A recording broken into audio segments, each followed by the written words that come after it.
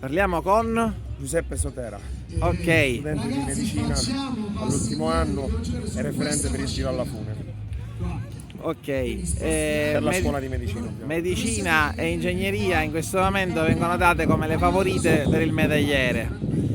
Oggi state facendo il tiro alla fune. Cosa si prova dopo tanti anni sempre a fare il palio e cosa si è provato anche quest'anno?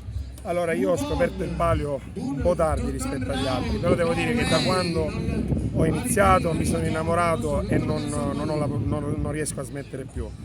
Poi fare il tiro alla fune dà una carica diversa rispetto agli altri sport. Ovviamente tutti sport bellissimi, ma questo è un qualcosa che dà una spinta in più. Abbiamo gli occhi puntati, lo sappiamo benissimo e ci auguriamo di fare il meglio.